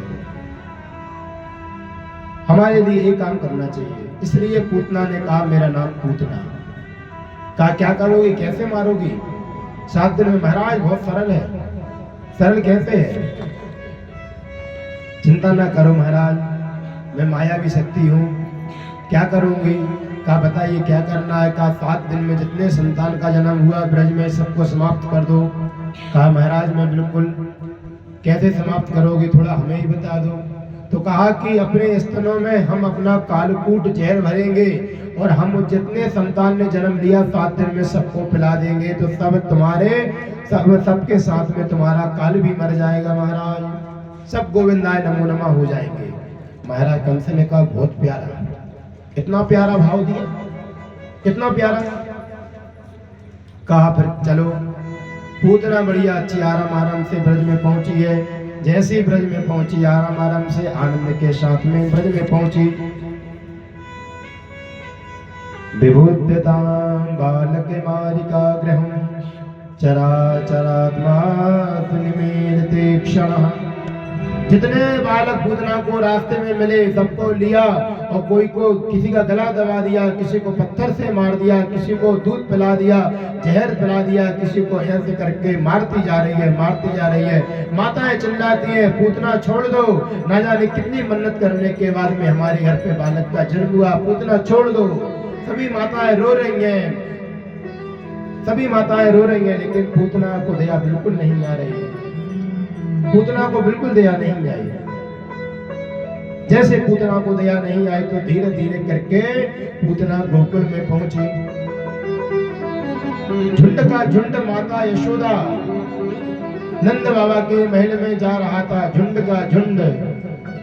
तभी कहा कि अच्छा मौका है, हो सकता है कोई बच्चे के उसमें जा रहे हैं, बधाई करने जा रही है तो हम इन्हीं के साथ हो जाते हैं। जैसे वहां पर साथ में हुई, जैसे साथ में तो भैया नई नई बहू के लाना सबको देखा था, नई नई बहू को सब जन्म हो देखा था, चाहे पुराने वैसे घूमे दिखाते ही घूमे, लेकिन नए नए भैया सब देख भी जाते। तो ब्रजवासी लोग भी आ गए, भैया नए नए ज्यादा घूंघट करें कुछ। अब देखो नकल आदमी, नकल करना बहुत कठिन होता है भैया। कहते हैं भैया अकल के साथ में नकल भी चाहे, नकल के साथ में अकल भी चाहे। इसलिए भैया हर काम साधारण नहीं है, बहुत कठिन है, कठिन है काम। पूतना यहाँ नकली वेश में आई है, नकली वेश में आई है। कहा गया है कि जैसे नकली वेश में आए तो ब्रजवासी दौड़े कि देखो भैया नई नई भाभी आई है, चलो भैया मुँह देखते हैं, मुँह देखते हैं किसके घर से आई है, किसके घर से आई, किसके यहाँ से आई। तो जैसे ही पूतना आई और जैसे ब्रजवासी लोग ग्वाल बाल पीछे पड़ गए, तो भैया वो तो इतनी जल्दी भागी, इतनी जल्दी भागी, अरे तुम लोग छोड़ो छोड़ो छोड़ो छोड़ो। जैसे वो झुंड के झुंड में चली गई, जैसे झुंड में गई तो माता यशोदा के दरबार में आ गई। जैसे यशोदा के दरबार में पहुंची, माता यशोदा के दरबार में जैसे पहुंची है, सभी सखियों ने तो बढ़िया बधाई दी। मैया बधाई हो, आज तेरे 85 साल की उम्र में तूने लाला को जन्म दिया है, बहुत बहुत साधुवाद, बहुत बहुत धन्यवाद तेरे लिए। माता यशोदा सबको वो करती है, सखी गोपी ये मेरा लाला ना, ये सब तुम्हारी लाला है पूरा, ये सब आपका ही लाला है पूरा। सभी आशीर्वाद देती जा रही है। लेकिन अब जैसे लक्ष्मी की कौन पूतना को नंबर आओ, लक्ष्मी के रूप में आई। पूतना का नंबर आया तो भैया वही बधाई करने लगी। यशोदा मैया को डाउट हो गया, यशोदा मैया को डाउट हो गया। कहा कि भैया एक ब्रज की गोपी तो नहीं लग रही। देखो चाल चलन रहन सहन खान पियन उठक बैठक बता देती है आप किस कहाँ से आए हो, कैसे घर से हो। अपने आप कोई की जरूरत नहीं होती बताने के लिए, वो अपने आप व्यक्ति पहचाना जाता है कि किस घर से हो आप लोग, अपने आप बता दिया। यशोदा मैया ने कहा भैया ये ब्रज की गोपी तो नहीं है, थोड़ा परिचय लूं। यशोदा मैया ने कहा बहन तू कहां से आई है, मैंने आज तक तुझे देखा नहीं, कहां से किसके यहाँ से है, मैंने आज तक देखा नहीं।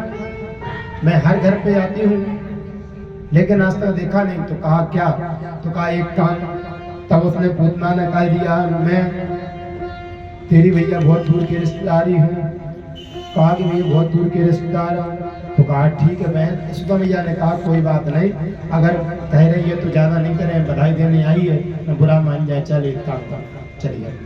यशोदा मैया को डाउट तो पहले से था कोई और है, लेकिन यशोदा मैया ने कुछ नहीं कहा, चलो कोई ना कोई सखी होगी, कहीं से हो आई, ठीक है। जैसे ही यहाँ पर आई तो क्या देखा, यहाँ पर भैया दो पालने पड़े हैं, यहाँ पर दो पालने पड़े हैं। जैसे यहाँ दो पालने पड़े हैं तो कहा एक कौन का है, कहा एक तो भैया बलराम जी महाराज का है और एक है कन्हैया का। बलराम जी महाराज जी तो हो गए 1 साल के और कन्हैया जी हैं अभी 6 दिन के। कन्हैया कितने, 6 दिन के मात्र। ब्रज में छठी होती है तो 6 दिन में ही 10 दिन, अपने यहाँ 10 दिन में मानते हैं, वहां ब्रज में 6 दिन में मानते हैं। तो आज भगवान कन्हैया 6 दिन के हो गए। जैसे ही 6 दिन के कन्हैया हुए तो जैसे ही वहां पर देखा है कि भैया एक पालना बड़ा लग रहा है, पता नहीं ये हो सकता है कि भैया बालक, अरे कोई बालक देखने में बड़े लगते हैं लेकिन होते छोटे, हो सकता है भैया 7 दिन के अंदर ही बालक का जन्म हुआ हो। एक पन्ना जैसे ही देखा तो बलराम जी महाराज जी ने जैसे ही पूतना को देखा तो आंखें फाड़ फाड़ के देखने लगे। बड़ी प्यारी विचित्र घटना घटी। सुखदेव भगवान बताते हैं परीक्षित महाराज को, परीक्षित जैसे ही बलराम जी महाराज जी ने पूतना को देखा है तो देख बिल्कुल आंखें फाड़ फाड़ के देख रहे हैं। पूतना घबराने लगी, भैया तनिक सो बालक मोया तो काय देख रहा, हो सकता है भैया कि मेरे आंखों में काजल ने लगो हो, काजल ने लगो, इसलिए वे देख देख कर फिर हंस रहा है। कन्हैया जी आंख फाड़ फाड़ के देख रहा है और ऊपर से हंसने होने लगे। यहाँ कौन, बलराम जी महाराज। जैसे ही हंस रहा है यहाँ पर तो कहा भैया हो सकता है कोई हमारे आंख में काजल ने हो। पूतना नई मॉडल की थी, बढ़िया, उसने अपने पर्स में से शीशा निकाला। जैसे ही पर्स में से शीशा निकाल लिया तो देखा भैया काजल दोनों आंखों में लगा। जैसे ही बलराम जी को देखा तो बलराम जी महाराज जी फिर हंसने लगे। जैसे बलराम जी महाराज जी फरसने लगे तो हो सकता पूतना ने कहा जल्दी जल्दी में भैया हम पालन करके आए हैं, हो सकता है साड़ी उल्टी पहन ली हो। तो पूतना ने पूरे चारों तरफ मुड़ के देखा, भैया सही सोलेट है सब जगह, ये बालक हंस क्यों रहा है। अब राक्षस होते बड़े संकालु होते हैं, ऐसे कछु कछु इंसान भी होते हैं, बात कछु नहीं है लेकिन शंका इतनी बड़ी है कि भैया देखो लड़ाई झगड़ा हो जाए शंका में, और बात कछु नहीं है, शंका हो जाए। तो राक्षस भी संकालु बड़े हो गए। एक काम करो, बालक को मैं देखना ही नहीं। पूतना ने देखा ही हंसने दे। अब दूसरी तरफ जैसे ही नजर गई तो यहाँ पर कन्हैया जी दिखे। बलराम जी ने तो आंख फाड़ फाड़ कर देखा है और कन्हैया जी ने आंख बंद कर ली है। बोले कृष्ण कन्हैया लाल की जय। सुखदेव भगवान ने कहा, परीक्षित जानते हो भगवान कन्हैया ने आंख बंद क्यों करे। कहा कि पूतना कौन है, पूतना है मायावी, नकली रूप बनाकर आई है। अगर परमात्मा अगर अब पूतना को देख लेंगे तो उसका असली रूप प्रकट हो जाएगा। परमात्मा के यहाँ माया नहीं चलती है, माया पति की चलती है। परमात्मा के यहाँ सोचो कि माया चल जाए, माया नहीं, माया तो वहां दास बनी है, चरणों में बैठी है, भगवान के सामने नहीं बैठी। हमारे सामने लक्ष्मी रहती है, परमात्मा के चरणों में रहती है लक्ष्मी, माया चरणों में रहती है। भगवान कन्हैया ने आंख बंद कर लिए, परमात्मा ने यहाँ पर आंख बंद किए। दूसरे संत ने कहा नहीं नहीं ये कारण नहीं है। क्या कारण है। कहा गया, कन्हैया ने कहा मैं तो ब्रज में माखन मिश्री खाने आया हूं, ये पूतना हमारे लिए अभी मैंने माखन मिश्री का स्वाद नहीं चखा और ये जहर पिलाने आ गई। इसलिए कहा गया ये जहर पिलाने आई है, इसलिए भगवान शंकर का ध्यान कर रहे हैं। कन्हैया भगवान शंकर का ध्यान कर रहे हैं कि हम दूध पी लेंगे और तुम जहर पी लेना। क्यों। भगवान शंकर को जहर पीने की आदत है, जहर भगवान शंकर खूब पीते हैं। तीसरे संत ने कहा कि नहीं शंकर जी का ध्यान नहीं है, किसका ध्यान है। कहा कि जो काम कहा गया है कि पूतना को मारने का भगवान को करना है, कुछ देर बाद भगवान पूतना को मारेंगे। उसी प्रकार भगवान ने कहा एक काम करते हैं, सामने ही गोविंदाय नमो नमः कर देते हैं। तो शुभ काम करने के पहले गणेश जी महाराज जी का ध्यान किया जाता है। विघ्नेश्वराय वरदाय सुरप्रियाय लंबोदराय सकलाय जगद्दिताय नागाननाय हृदय विभूषिताय गौरी शुताय गणनाथ नमो नमस्ते।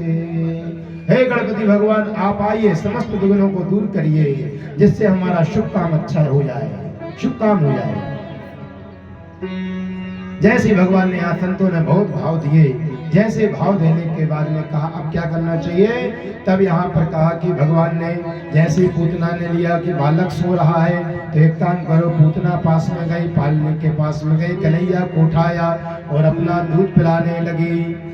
जैसे ही दूध पिलाने लगे तो परमात्मा ने सबसे पहले भगवान ने दूध पिया,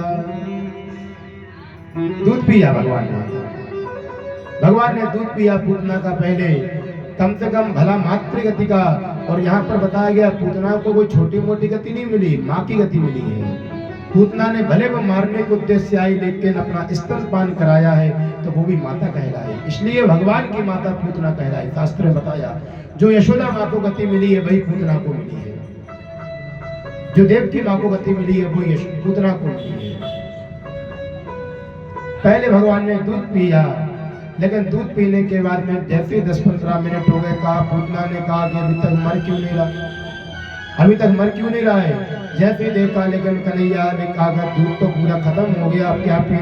कहा एक काम करो, जहर पीना चालू किया। परमात्मा ने जहर जितना, अरे जो जहर को बनाने वाले हैं वो क्या जहर से मारे जाएंगे। जो व्यक्ति, जो भगवान नारायण, भगवान कृष्ण कन्हैया हजारों फन वाले नागराज पर सोते हैं, नागराज पर विश्राम करते हैं, वो क्या नागराज के जहर से क्या मर जाएंगे। जो अमृत, यहाँ जहर को बनाने वाले, अमृत को बनाने वाले परमात्मा है, वो क्या जहर मार देगा। भगवान कन्हैया ने जहर का पान किया, जहर भी पूरा खत्म हो गया। पूतना ने कहा अभी तक मरा क्यों नहीं। थोड़ा सा जहर अगर व्यक्ति खा लेता है तो भैया हॉस्पिटल पहुंच जाता है। जैसे ही हॉस्पिटल पहुंचता है तो कहते भैया कि वो जहर खा लिया था हमने, ये काम कर लिया, वो काम कर लिया, बड़ी परेशानी हो गई। पूतना कहती है अभी तक मरा क्यों नहीं। परमात्मा कहते हैं कि परमात्मा ने दूध पिया, परमात्मा ने जहर पिया, कहा कि दूध भी खत्म, जहर भी खत्म, अब क्या, अब का प्राण पीना चालू कर दिया। पूतना का प्राण पीना चालू कर दिया। अब पूतना को दर्द होने लगा, तकलीफ होने लगी, कहा छोड़ दे। पा मुंच मुंचाल मिति प्रवासे निष्पीड्यमाना खिल जीव भरमणि। अरे पूत छोड़। कन्हैया के मुंह से आवाज आई, मौसी हमें छोड़ना नहीं आता है। मौसी ने कहा कि भैया कौन। कहा कि मैं ही यहाँ पर कंस का काल।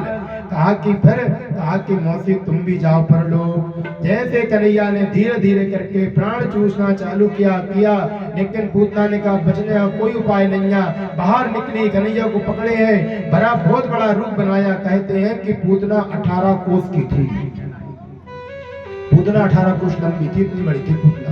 अब बताओ 18 कोस कितना होता है, एक कोस का 3 किलोमीटर होता है, 18 दिया कितने होती बताओ। इतने मतलब 18 कोस की। जैसे 18 कोस की यहाँ पर पूतना जैसे बाहर निकली है, निकलते गए बाहर जैसे निकले हैं, सभी गोपियां पीछे दौड़ते गए, कन्हैया को बचाओ माता, कन्हैया को बचाओ। यशोदा मैया दौड़ती आती है, पूतना जाती है, जब तक भगवान ने उसके पूरे शरीर से प्राण चूस लिए। जैसे प्राण चूसे तो पूतना गिर गई जमीन पे।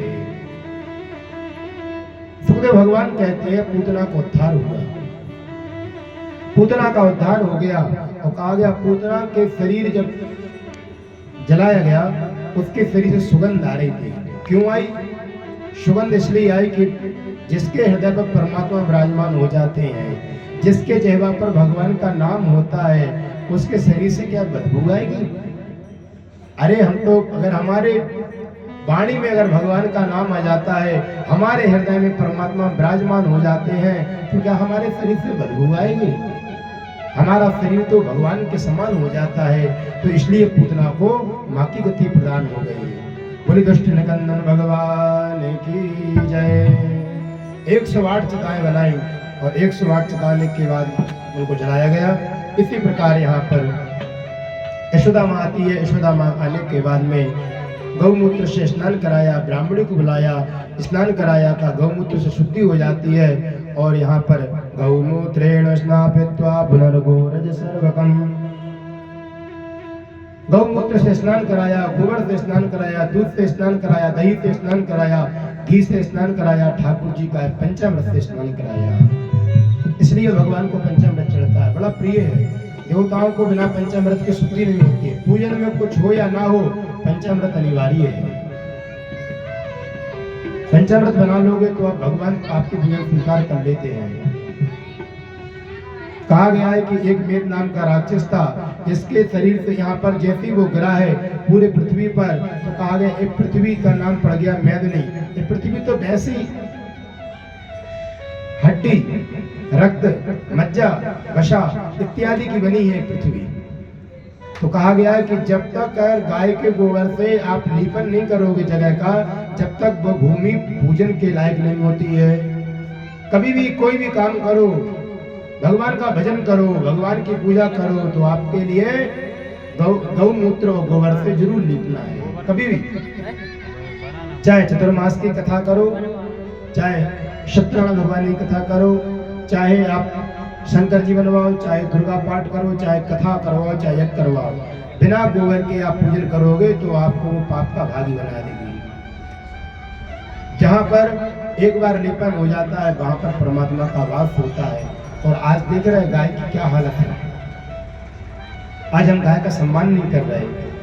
कहा जाता है गौ प्यारी गोपाल की इन्हें नवाओ शीश, जो इनकी सेवा करे तो देती है आशीष। आशीर्वाद देती है गाय माता, आशीर्वाद देती है। जिस घर में गाय को पहली दी जाती है रोटी, उस घर की किस्मत कभी नहीं होती खोटी। गाय माता के लाने, हमारे लाने का गाय को वो रोटी देना चाहिए। पहली रोटी गाय की और आखिरी रोटी कुत्ता की, ये नियम है। और आजकल क्या हो रहा है, पहली रोटी भैया अच्छे भैया ऑफिस जा रहे हैं, तैयार होके बंठन पे जा रहे हैं, गरम गरम रोटी, गरम गरम रोटी, पहली रोटी स्वामी जी, पहली रोटी स्वामी जी और आखिरी रोटी सासू जी। हो रही कि नहीं हो रही? आखिरी रोटी सासबाई को और पहली रोटी यहाँ पर स्वामी जी को। तो कहा गया जो गाय के गुण थे वे हो गए स्वामी जी में, और जो कुत्ता के गुण थे वे हो गए सासू में। दिन भर भौंकती रहे, दिन भर कहती रहती है ये काम करो, वो काम करो, ये काम करो। इसलिए भैया गाय की रोटी है तो गाय को खिलाओ, तो कुत्ता की रोटी तो कुत्ता को खिलाओ, बीच की रोटी खूब खाओ। आजकल विपरीत स्थिति हो गई। इसलिए कहा गया भैया मनुष्य की उम्र पहले थी कितनी? 40 साल। गाय की उम्र, कुत्ता की उम्र, उल्लू की उम्र और मनुष्य की उम्र 40 साल थी। भैया जैसे आया मनुष्य की उम्र तो बढ़िया 40 साल थी। मनुष्य पहुंचा भगवान के पास में, भगवान आपने 40 साल दे दिए, बहुत कम है, बहुत कम है, कुछ बढ़ाओ।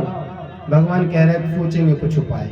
इतने में कुत्ता आ गया, कुत्ता आया इतने में, महाराज उम्र तो आपने 40 साल दे दी, कुछ कम करो। क्यों? कहा कि मैं घर पर बैठता रहता हूँ, लोग डंडे मारते हैं, पीटते रहते हैं, मैं बैठता रहता हूँ, चिल्लाता रहता हूँ, रोता रहता हूँ, मेरी उम्र बिल्कुल आधी कर दो। भगवान ने कहा आपसे तेरी उम्र आधी। भगवान ने कुत्ता की उम्र 20 साल कर दी। इतने मनुष्य आया कि भैया भगवान परमात्मा हमें उम्र कम पड़ रही है। कहा कुत्ता की उम्र है, चलेगी? हाँ चलेगी, लाओ। भगवान ने ऐड कर दिए, तो कितने हो गए? 60 साल। मनुष्य की उम्र कितनी हो गई? 60 साल। इतने में उल्लू आया।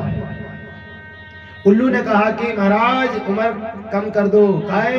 रात रात भर लटकना पड़ता है, दिन दिन भर लटकते हैं, रात में दिखता है, दिन में दिखता नहीं। अंधा व्यक्ति का हर व्यक्ति फायदा उठाता है। दिन में कौआ आता है तो हमारे लिए घात करता है, घाव करता है, परेशान करता है। एक काम करो, आधी उम्र कर दो।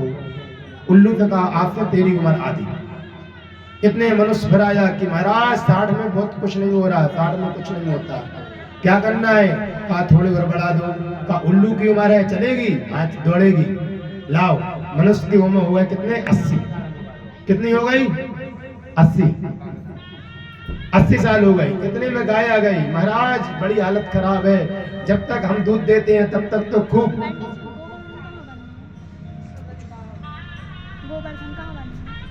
जब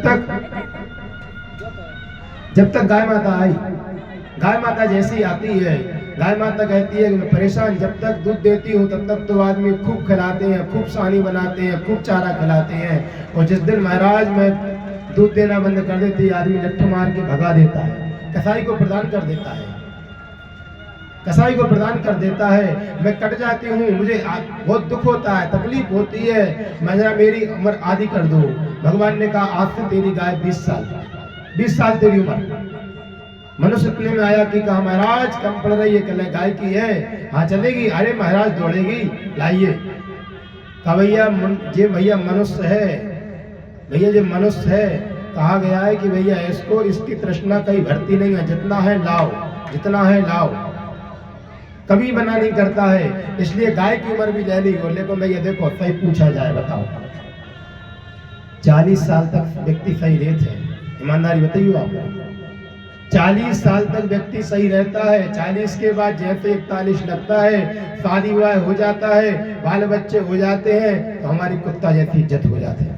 भूत के नहीं होती, शादी ब्याह हो गए, शादी के बाद जैसे कुत्ता की इज्जत होती है, घर के बाहर रहता है, हम भी होते हैं, माता पिता के लिए कमरे में डाल देते हैं, और रोटी देते हैं, 1 रोटी 2 रोटी खिला देते हैं, कुत्तों जैसी इज्जत कर दे माता पिता की। यही हालत है महाराज आज। 40 से लेकर 60 साल तक बड़ी हालत खराब होती है, बोझा दिन दर ढोवा धो का परेशान। जैसे ही हमारे लिए 61 यहाँ पर 61 भी साल लगती है तो मोतियाबिंद छा जाता है। गाय हमारा उल्लू की उम्र नहीं है। 60 साल के बाद में मोतियाबिंद डाल लगा तो आंखों में कम दिखाने लगा, आंखों में कम दिखाने लगा। बताओ आप लोग कितना ही भैया तुम 60 के होगा तो सटे आ गए, सटे आ गए भैया, 60 के सटे आ गए। इसलिए काय की उम्र हैगी, उल्लू की उम्र है, काय हमारा उसको दिन में दिखता नहीं है। हमारे लाने भी ऐसी हालत हो जाती है, हमें दिखती नहीं है। उसके बाद में भैया 80 साल के जैसे हम भय, घर के बच्चे लोग कहते हैं कि जाओ इनको ले जाओ भैया, बाहर जाओ, ये बिस्तर पर पड़े रहते हैं, यहाँ पर मलमूत्र का त्याग करते हैं, बदबू आती है, जाओ इनको बाहर कर दो। तो भैया जैसे हम गाय को बाहर निकाल देते हैं, दूध देने के बाद खत्म, जब दूध नहीं देते हम निकाल देते हैं गाय को, ऐसे ही हम अपने घर से माता पिता को निकालते हैं। सही बात है कि झूठ निकालते हैं। आज कितने परिवार में हो रहा है, देखो आज अपन देखते भी हैं वृंदावन में, देखो अनिरुद्धाचार्य जी महाराज वृद्धाश्रम चला रहा है, ऐसे नहीं चला रहे। आज आप देखो वहां पर बड़ी सेवा हो रही, हम लोग तो गए हैं, देखे हैं, अभी गए थे हम तो कुछ 5-6 महीने पहले। तो यहाँ पर भैया वास्तव में सेवा हो रही है, इसलिए सेवा जुड़ना चाहिए, इसलिए गाय माता की सेवा करना चाहिए। गाय माता की सेवा करने से हमारी सभी चीज की प्राप्ति होती है। हमारे लिए भगवान का भजन करना चाहिए, गाय माता की सेवा करना चाहिए, हमारे लिए उनका अपमान नहीं करना चाहिए, उनका सम्मान करना चाहिए। आइए हम भी चलते हैं गाय माता की शरण में। बोले गौ माता की जय। जब गाय नहीं होगी, देखो बड़ा प्यारा भजन है कन्हैया का। जब गाय नहीं होगी गोपाल कहाँ होंगे,